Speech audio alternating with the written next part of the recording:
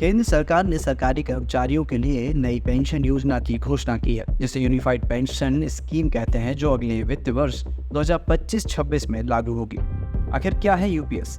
केंद्र सरकार ने यूनिफाइड पेंशन स्कीम शुरू की है, जो सरकारी कर्मचारियों को उनकी सेवा अवधि और हाल ही में प्राप्त मूल वेतन के आधार पर एक स्थिर पेंशन प्रदान करती है। नई स्वीकृत योजना ये सुनिश्चित करती है कि केंद्र सरकार के कर्मचारियों को पिछले 12 महीनों के अपने अंतिम आहरित वेतन का 50% पेंशन के रूप में मिलेगा।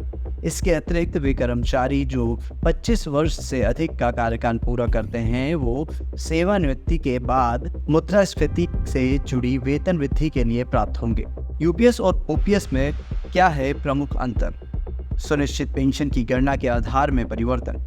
यूपीएस और ओपीएस दोनों ही सरकारी कर्मचारियों को सुनिश्चित पेंशन प्रदान करते हैं। हालांकि पेंशन की गणना करने के तरीके में दोनों योजनाओं के बीच अंतर है।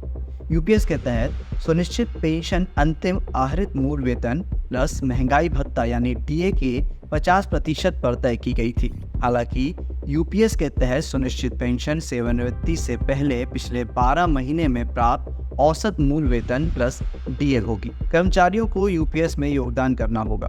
यूपीएस के तहत एक कर्मचारी को पेंशन फंड में योगदान करना आवश्यक है, जो ओपीएस के तहत उनको नहीं करना पड़ता था। कर्मचारियों को अपने मूल वेतन और महंगाई भत्ते का 10% यूपीएस में योगदान करना होगा। एनपीएस के तहत सरकार वर्तमान में 14% का योगदान देती है, जबकि कर्मचारी एनपीएस में 10% का योगदान देते हैं।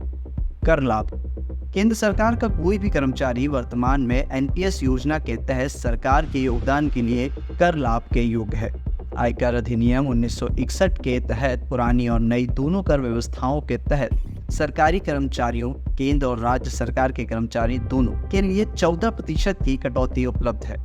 सरकार को यह स्पष्ट करने की आवश्यकता है कि क्या कर्मचारी और सरकारी योगदान किसी भी कर लाभ के लिए उपलब्ध है।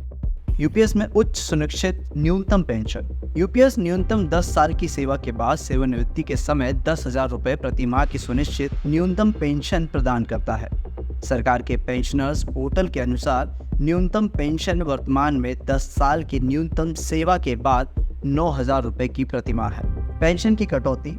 पेंशन के कम्युनिकेशन के बिना एक मुश्त भुगतान। यूपीएस सेवानिवृत्ति के समय एक मुश्त भुगतान प्रदान करती है। इस भुगतान से सुनिश्चित पेंशन की मात्रा कम नहीं होगी। ये ओपीएस से बेहतर है, क्योंकि ओपीएस में पेंशन के कम्युनिकेशन के जरिए सेवानिवृत्ति के समय एक मुश्त राशि ली जा सकती थी, जिससे पेंशन राशि कम हो जाती थी।